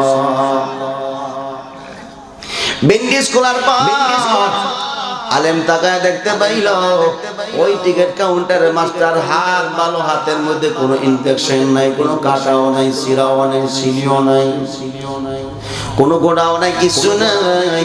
এত সুন্দর ভালো হাত, মনে হয় জলমল জলমল করতেছে। আল্লাহু আকবার। ওই হাত বুকের মধ্যে লাগায়, চুমুকা জিহ্বা দিয়া চাটে, চোখে লাগায়, বুকের মধ্যে লাগায়, মালিশ করে আর বিড়বিড় করে কি যেন কয়। আলেম বলতে লাগলো, বাবা ভালো হাত কেন বেন্ডিজ করে রাখছেন? এই বেন্ডিজ হাত আবার কেন চুমুকান জিহ্বা দিয়ে চাটতেছেন? কি কান? চোখে কেন লাগান, বুকে লাগান কেন? টিকিট কাউন্টার মাস্টার বড় হুজুর, খালি জায়গার মধ্যে হাত করে দিকে খুলছে, নাইলে খুলতাম না। এই হাত আমার দুনিয়ার সাথে সম্পর্ক না, এই হাতের সম্পর্ক হলো কবরের সাথে। জোরে কোন আল্লাহু আকবার। সামনে যাবনি, এরে আল্লাহর গোলাম, টিকিট কাউন্টার মাস্টার বলতে হুজুর, আলেম সাহেব বলল, তার মানে কবরের সাথে মানুষের, জীবন্ত মানুষের হাতের সম্পর্ক কেমন, একটু ভালো করে বর্ণনা দেন। এবার কাউন্টার মাস্টার বলতেন, হুজুর আপনার হাদিস পড়ান, কোরআন পড়ান, কবরের হালত আপনার হাদিস থেকে, কোরআন থেকে জানান, কিন্তু এই অদম আমি কবরের সাথে সরাসরি, কবর সম্পর্কে আমি সরাসরি দেখছি। আল্লাহু আকবার। ওরে আল্লাহর গোলাম, পাকিস্তানের কথা কি বলবো? আমাদের বাংলাদেশের মধ্যে গত 3 দিন আগে আমি ফেসবুকের মধ্যে পাইলাম, কুমিল্লা ক্যান্টনমেন্ট এলাকার অর্থাৎ কংসনগর এলাকায় এক যুবক, আমেরিকার মধ্যে এক যুবক, ইটালি বড় প্রবাসী, ইটালির মধ্যে থাকে। 28 বছর আগে তার বাবা মারা গেছে। কয় বছর আগে? 28 বছর আগে মারা গেল। ওই বাবার কবরের উপরে দিয়া সরকারের রাস্তা যাবে, এই জন্য স্বপ্নে যোগে তার বাবা তার স্বপ্নে দেখে, বাবা তুমি বিদেশ কি করো, সরকারের রাস্তা আমার উপর দিয়া যায়, আমার তো কষ্ট হবে, এখান থেকে আমার তাড়াতাড়ি সরা। আল্লাহু আকবার। ছেলে একবার নয় কয়েকবার স্বপ্ন দেখলেন। এবার সাংবাদিকরা ওইটা পত্রিকার মধ্যে দিয়েছে। ওরে আল্লাহর গোলাম, তুমি যদি মনে করো যে কবর সত্য না মিথ্যা, যদি আলোচনা করলাম, কোরআন হাদিস থেকে বোঝায় গেলাম, যদি সত্য হয় তাহলে যদি আমল না করো তুমি ধরা পড়ে যাইবা, আর যদি মিথ্যা হয়ে থাকে তাহলে তুমি বাঁচবা, আমিও বাইচা যাব। আর আল্লাহ না কাস্তা, খোদা না কাস্তা যদি সত্য হয়ে যায় তুমি তো ধরা পড়ে যাইবা, ঠিক কিনা? জোরে কম। ওরে আল্লাহর গোলাম, ওই ছেলেটা বিদেশ থেকে কয়েকদিন লাগাতার স্বপ্ন দেখার পর, বিদেশ থেকে চলে আসার পর এলাকার মানুষকে নিয়ে, ইমাম সাহেবদের কিনে বসে পরামর্শ করে, স্বপ্নে তো দেখ না, স্বপ্নে দেখাইতেছে কবর থেকে সরানোর তার কষ্ট হয়। হুজুর পরামর্শ দিলেন, চলেন যদি স্বপ্নে এরকম দেখে থাকেন তাহলে চলেন কবরের মাটিটা সরায় দেখি।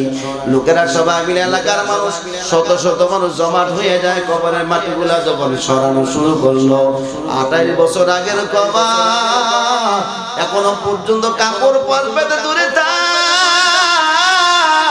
ওই কবরের ওই কাপড়ের কাপড়টা পচু নাই, ওই কাপড়ের মধ্যে যে সুরমা লাগাইছিল, যে আতর লাগাইছিল, এখনো সেই আতরের ঘ্রাণ, সেই সুরমার দাগ এখনো পাওয়া যায়। শরীরটাও পচে না। এই বাংলার জমিনে যদি এমন হয় তাহলে পাকিস্তানে কোনো ব্যাপার না। ও আল্লাহর গোলাম, তোমাদের বরিশাল এলাকায় তো বহু ঘটনা আমরা পত্রিকার মধ্যে সোশ্যাল মিডিয়ায় পাই। এরা কেমন মানুষ ছিল? ওরে আল্লাহর গোলাম, তুমি আর আমি কেমন মুসলমান? দিলটারে নরম করে মনটারে বোঝা, মরণ তো লাগবে, মরণ তো লাগবে। একলাসের নিয়তে বসে কিছু আমল শুই না গিয়া আমল করেন, হতে পারে নাজাতের ওসিলা হয়ে যাবে। ঠিক কিনা ধরে কম? ওরে আল্লাহর গোলাম, এই আলেম ওই কাউন্টার মাস্টার বলতেন, হুজুর সরকারি বেতন ছিল 1500 টাকা, গরিব মানুষ 1500 টাকা দিয়ে সংসার চলে না। কি করব, বয়স হয়ে গেছে, বাড়ি কোনো কাজও করতে পারি না, সরকারি কাজই করি, কিন্তু কি করব, কষ্ট হয়ে যায়। চিন্তা করলাম, আমার পাশে বিশাল বড় কবরস্থান, কবরস্থানে মানুষ মারা যাওয়ার পরে সঙ্গে কিছু যায় না। কি জিনিস যায়? 3টা কাপড় যায়। যেরকম কয়টা? দুনিয়ার সম্পদ হিসেবে কি নিতে পারে? 3টা কাপড় ছাড়া আর কিছু নিতে পারে না। এমপি হোক, মন্ত্রী হোক, চেয়ারম্যান হোক, যত প্রধানমন্ত্রী হোক না কেন, কাপড় কয়টা দিব? যেরকম কয়টা? কবর লম্বা হবে কয় হাত? বেশি দিবনি? বালিশ দিব না? কম্বল দিবে না? এয়ার কন্ডিশন লাগাই দিবে না? এইগুলা দিয়ে কোনো লাভ নাই। কারণ ওই কবরের ভিতরে যা কিছু করবে না কেন, কোনো লাভ হবে না। কবরের গোপন খবর একমাত্র জানে কে? ওরে আল্লাহর গোলাম, টিকিট কাউন্টার মাস্টার বলতেন, হুজুর চিন্তা করলাম, মানুষ মারা যাওয়ার পর দেখি মানুষের সঙ্গে 3টা কাপড় নিয়ে যায়। কারণ মানুষের ওই সময় কাপড়ের দাম অনেক বেশি ছিল।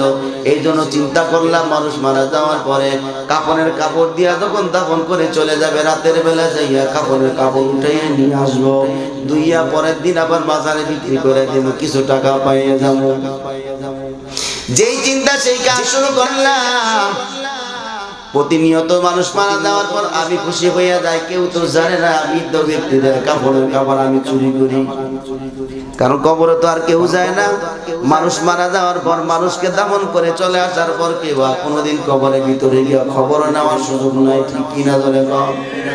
ওরে আল্লাহর গোলাম, টিকিট কাউন্টার মাস্টার বলতে লাগলো, একদিন মাগরিবের নামাজের পর দেখলাম একজন যুবককে দাফন করার জন্য নিয়ে আসছি। লোকের এলাকার মানুষেরা তাকে অনেক সম্মানের সাথে কবরের মধ্যে নামাই দিয়া কবরের মাটি দিয়া চলে গেছে।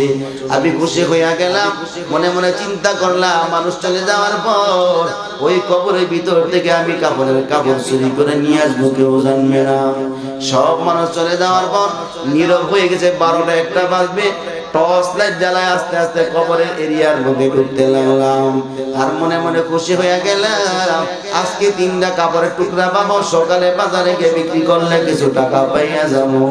সেই লোভে এবারে কবরের দিকে রওনা করতেছিলাম। অন্য সময় যত মানুষের কবরের থেকে কাপড়ের কাপড় চুরি করছি, কোনোদিন ভয় লাগে নাই, কোনোদিন ভয় লাগে নাই। কিন্তু এই যুবকের কবরের কাছে যতই যায়, অতই আমার শরীরের মধ্যে পড়ে থরথর করে কম্পন শুরু হয়ে যায়। শরীরের মধ্যে পশমগুলো দাঁড়ায় যায়, আমি খাড়া থাকতে পারি, থরথর করে কাঁপা শুরু হয়।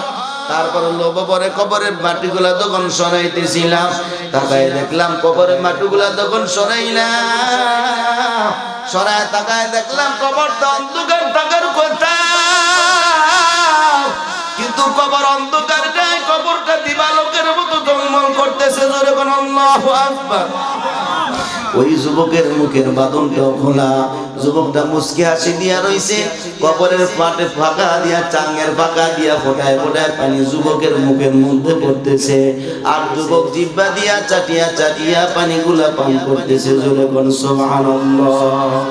ওয়ালা তাহসাবান্নাল্লাযীনা কুতিলু ফী সাবীলিল্লাহ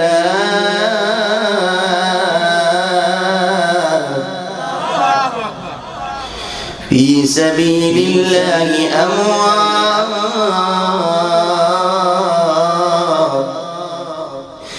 بل أحياء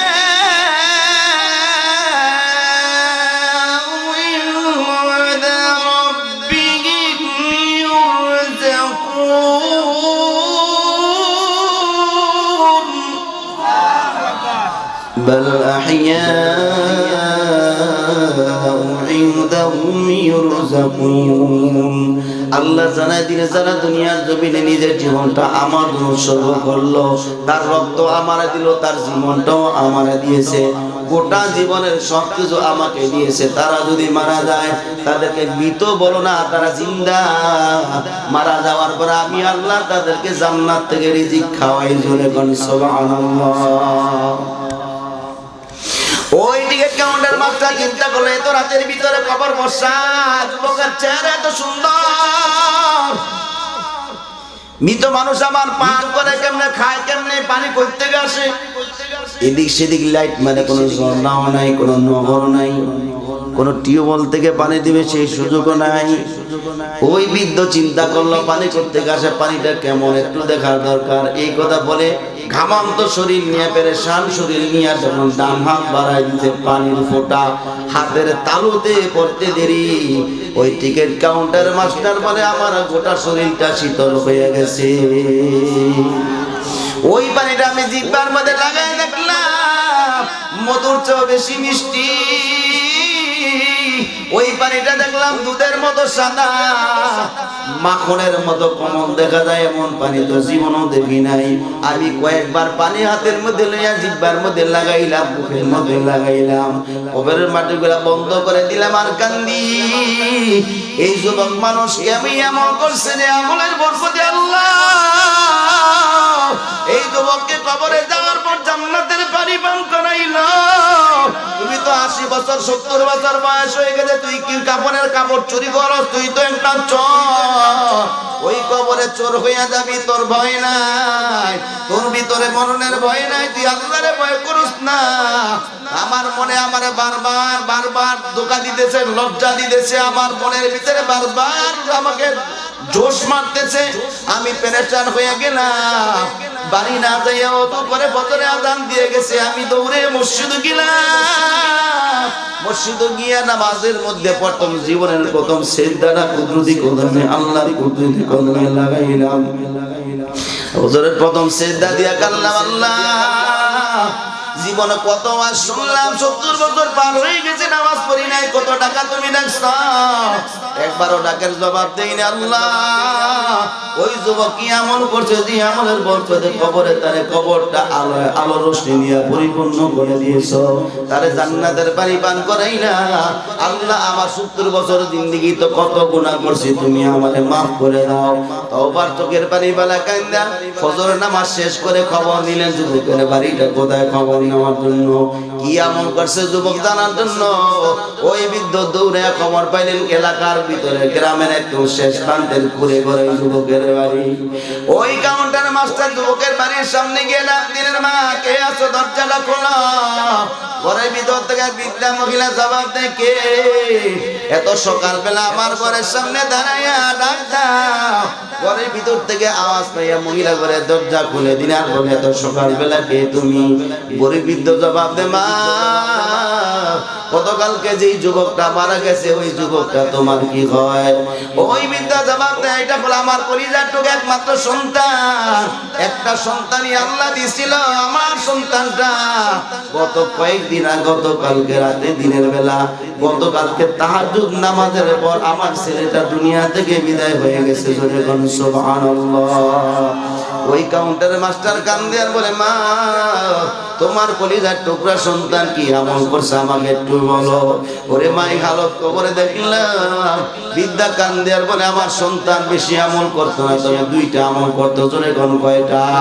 ওরে আল্লাহর গোলাম বিদ্যা কান্দে আর বলে, যখন আজার হয়ে যাইতো, আজার হয়ে যাওয়ার পর আমার ছেলে কান্দতো আর বলতো, আল্লাহ তুমি মিনার থেকে তোমার নামের আওয়াজ পাইতেছি, মিনার থেকে আমার রব্বে কারীম আমার মাহবুবের নামের আওয়াজ পাওয়া যায়। আমার আল্লাহ আমারে ডাকতেছে। আমার ছেলে আর কোনো কাজ করে না, সব কাজ ফেলে মসজিদে গিয়ে জামাতে নামাজ আদায় করতো। গভীর রাত হয়ে যাওয়ার পর মানুষগুলা যখন ঘুমায় যেত, আমার ছেলে ঠান্ডা পানিতে ওযু করতো। তাহাজ্জুদ নামাজ দাঁড়ায় নামাজ শেষ করে আল্লাহর দরবারে কাঁদতো, আল্লাহ গরিব বানাইছে, আমি অসন্তুষ্ট না, আমি গরিব মানুষ বলে সন্তুষ্ট না, দিনের বেলা কাজ করে নামাজ পড়ে কিন্তু দিনের বেলা সময়টা তোমার দেওয়ার দরকার ছিল দিতে পারি নাই। ও আল্লাহ, রাতের বেলা তোমার জন্য আমি পাগল, আমি তোমার দিবানা হয়ে গেছি। তোমার পাওয়ার জন্য মসজিদে গিয়ে 5 ওয়াক্ত নামাজে সিজদায় গিয়ে তোরে তালাশ করি, কেন পাই না? তোরে পাওয়ার জন্য আমি কত জায়গায় দৌড়াই, ওয়াজের ময়দানে যাই, তোরে পাওয়ার জন্য কত আল্লাহ ওয়ালাদের মিলন মেলায় গিয়া তালাশ করি, ওখানে গিয়ে তোরে তালাশ করি, আমি তোরে পাই নাই। ওরে আল্লাহ রাব্বুল আলামিন, তাহাজ্জুদ নামাজের পরে তুমি বলছো তুই প্রথম আসমানে এসে তুমি ডাকতে দেখো। আমি তো তোমার কোরআনকে সাড়া দেওয়ার জন্য ঘুমাই নাই, 2টা হাত বাড়াইয়া তোমার দরবারে হাত উঠাইছি, তুমি বিনাই দিও না।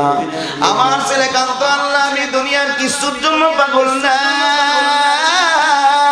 আমি দুনিয়ার সম্পদের জন্য পাগল না, ক্ষমতার জন্য পাগল না, আমি পাগল হলো তোমার পাগল।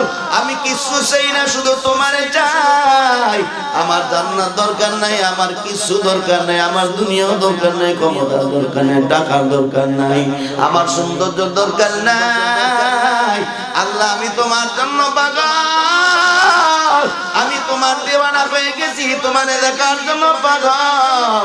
সারা রাত পাগলের মতো আমার ছেলে কান্ত। গতকালকে রাতের বেলা তাহাজ্জুদ নামাজের পর আমার ছেলে জোরে জোরে নিঃশ্বাস ফেলে আল্লাহ আল্লাহ বলে কান্দে। আল্লাহ, তোরে দেখার জন্য আমি আর কত ধৈর্য ধরব, তোরে দেখার জন্য আমি আর কত পাগল থাকবো। দুনিয়ার মানুষের রূপ দেখে, এক মানুষের রূপ দেখে আরেক মানুষ পাগল হইয়া যায়, এক মানুষের কণ্ঠ শুনে আরেক মানুষ পাগল হয়। আল্লাহ, তুমি মানুষকে যদি এত সুন্দর রূপ লাবণ্য দিয়া বানাইতে পারো, এত কণ্ঠ সুন্দর করে বানাইতে পারো, তুমি না জানি কত সুন্দর, তুমি না জানি কণ্ঠ, তোমার কণ্ঠ কত সুন্দর, তোমার দেখার জন্য আমি পাগল। এই কথা বলে আমার ছেলে আল্লাহ আল্লাহ বলতে বলতে দুনিয়ার জমিন থেকে বিদায় হয়ে গেছে। জোরে করে সুবহানাল্লাহ। ও আমার গরিব বাবারা, যুবক ভাইরা, যারা গরিব হয়ে গেছো, যার সম্পদ কম, টাকা কম, যার সম্পদ নাই, মনে করো না তুমি ঠকে গেছো না। এই গরিবী হালাত যদি আল্লাহর বলে আমি কইরা কানাইতে পারো, তাহলে তুমি ধনীর 500 বছর আগে জান্নাতে চলে যাইবা। জোরে জোরে করুন সুবহানাল্লাহ। ওরে যুবক ভাই, অনেকে খেতে কামারে কাজ করে, অনেকে নদীতে গিয়া মাছ ধরে, আযান হয়ে গেছে, নামাজ বন্ধ দিও না। ওই জমিনের মধ্যে গামছাটা বিছাইয়া আল্লাহর কুদরতি কদমে আল্লাহর কুদরতি কদমে সিজদা দেওয়ার জন্য যদি মসজিদে আসতে সুযোগ না পাও, মসজিদে আসতে যদি সময় লাগে, আসতে পারো না, আয়েশা জামাত পাইবা না, ওই জমিনের আঙিনার আইলের মধ্যে নামাজ না পাইলে গামছাটা বিছাই দিয়ে নামাজে দাঁড়িয়ে যাও, ওখানে নামাজ শেষ করো। আল্লাহ তো যখন গভীর হয়, আল্লাহর দরবারে কান্দো, আল্লাহ গরিব বানাইছা। এই জন্য আমি কষ্ট পাই না। দুনিয়ার মানুষগুলা বড় লোক যারা বড় বড় মাছ কিনা খায়, গোস্ত কিনা খায়, আমি গরিব মানুষ বলে গোস্ত খাইতে পারি না, আমার সন্তানকে ভালো ভালো খাবার খাওয়াইতে পারি না। আমি কষ্ট নাই, আমার কোনো অভিযোগ নাই, আমার কোনো দুঃখ নাই, কিন্তু আমার একটাই কষ্ট, আল্লাহ তুমি কেন আমারে তোমার খাঁটি গোলাম বানাইলা না? এই চিন্তা ফিকির করে আল্লাহর দরবারে কান্দো, বেশি বেশি করে ইবাদত করো, আর মনে মনে বলো দুনিয়া কিচ্ছু না, দুনিয়া কিচ্ছু না, দুনিয়ার পাগল হইও না। আল্লাহর পাগল হইয়া কবরে যাও, আল্লাহর পাগল হইয়া যদি কবরে যাইতে পারো, দুনিয়া তো কামিয়াব, পরকাল কামিয়াব হইয়া যাইবা। এখনো সময় আছে যুবক ভাই, বৃদ্ধ বাবারা, পর্দানে মা বোনা, গুনাহের কাজ ছাড়িয়া দাও। এখনো সময় আছে, আল্লাহর কাছে তওবা করো, কখন তারি মৃত্যুবরণ করে ফেলা, কখন না জানি মালাকুল মউত চলে আসিয়া যায়। আল্লাহর দরবারে গুনাহের জন্য কান্দো, খাঁটি গোলাম হইয়া কবরে যাও। বেশি বেশি করে গুনাহের জন্য আল্লাহর কাছে তওবা করো। কারণ হাত দিয়া কত গুনাহ করছো, পা দিয়া কত গুনাহ করছো, জবান দিয়া কত গুনাহের কথা বলছো, কান দিয়া কত গুনাহের আওয়াজ শুনছো। কিয়ামতের ময়দানে গোটা দেহটা তোমার বিরুদ্ধে আল্লাহর আদালতে দাঁড়িয়ে বিচার দায়ের করবে। কি জবাব দিবে আল্লাহর কাছে? কোনো সময় আছে, বেশি বেশি করে তওবা করো। তওবার দরজা কিন্তু বন্ধ নাই। দুনিয়ার সব দরজা যদি বন্ধ হয়ে যায়, আল্লাহর রহমতের দরজা, তওবার দরজা কিন্তু বন্ধ নাই। ওরে আমার যুবক ভাইরা, বৃদ্ধ বাবারা, আল্লাহর দরবারে কান্দো, মালিক মাফ করে দাও। এই গুনাহ নিয়ে কিয়ামতের ময়দানে আল্লাহর নবীর সামনে কি জবাব দিবা? নবীর সুন্নত মানো নাই, আল্লাহর হুকুম মানো নাই, নবীর সুন্নতের মান অনুযায়ী চলো নাই, কিভাবে নবীর সামনে দাঁড়াইবা? আল্লাহর আদালতে কিভাবে যাইবা? কিয়ামতের ময়দানে বহু মানুষকে হাতের মধ্যে পায়ের মধ্যে শিকল লাগায় জাহান্নামের দিকটাই না নিয়ে যাবে। তখন আপনি বলবেন আল্লাহর নবীর সামনে দিয়ে আপনার শেষটায় নিয়ে যাবে। আপনি বলেন আল্লাহর নবী আমি তো আপনার উম্মত ছিলাম, ফেরেশতারা আমারে জাহান্নামে নিয়ে যায়, আপনি কেন আমাকে বাঁচান না? আল্লাহর নবী বলবেন ফেরেশতারা কি কয়, আমার উম্মতকে কেন জাহান্নামে নিয়ে যাও? আমি নবী তো বরদাস্ত করতে পারবো না। আল্লাহর নবীর সামনে দিয়ে যাবে, আল্লাহর নবী দিতে চাইবেন, আল্লাহর নবীর ফেরেশতারা বলবে আপনার উম্মত কেমনে হইল? এই তো আপনার নবীর সুন্নত মানে নাই, ওগো নবী এই তো আপনার সুন্নত মানে নাই, আপনার সুন্নত অনুযায়ী জীবন চালায় নাই, এরে কেমনে উম্মত দাবি করেন? আল্লাহ নবী বলে তুমি যদি আমার উম্মত হইতে তাহলে তোমার মুখের মধ্যে নামাজের চিহ্ন পাওয়া যাইত, আমি নবীর সুন্নতের দাড়ি পাওয়া যাইত। ওরে আমার যুবক ভাই যারা নবীরে কষ্ট দাও, কবরে কিন্তু দুনিয়ার নেতার পরিচয় কাজে লাগবে না, দুনিয়ার কিছু কাজে লাগবে না, একমাত্র একজন নবীর আদর্শ ভালো জায়গা না। কিয়ামতের ময়দানে আমার নবী যদি শাফাত না করে কোনো উপায় নাই, কেউ আপনার সামনে দাঁড়ানোর সুযোগ নাই, ঠিক কিনা জোরে কোন? আল্লাহর নবী আপনার জন্য কত কষ্ট করছে, আল্লাহর নবী কত কষ্ট করছে আপনার জন্য, কত হেদায়েতের জন্য দোয়া করছে, যুবকদের জন্য উম্মতের জন্য কত কান্দাই না কাঁদছে। আল্লাহর আদালত আল্লাহর কাছে বলতো আল্লাহ কিয়ামতের ময়দানে আমি মুহাম্মদ যদি জাহান্নামে যদি কোনো অসুবিধা নাই, কিন্তু আমার উম্মতদেরকে আমার সামনে দিয়ে জাহান্নামে ফেলাবেন, আমি নবী সহ্য করতে পারবো না। জোরে জোরে কোন সুবহানাল্লাহ। ওরে আল্লাহর গোলাম, আল্লাহর নবী জান্নাতের দিক যখন উম্মতদেরকে নিয়ে রওনা করবে, হঠাৎ করে খবর এক ফেরেশতা বলে আপনি আপনার উম্মতের দল নিয়ে জান্নাতে যাচ্ছি,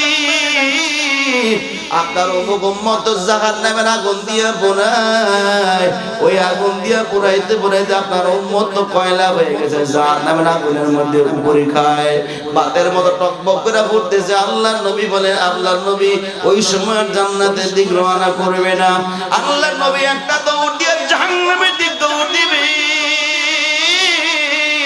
ওই সময়ের ভিতরে আল্লাহ বলেন জাহান্নাম আমার বন্ধু তোর উপরে ঝাঁপ দিবে, সাবধান আমার নবীর একটা পশম যাতে না পড়ে।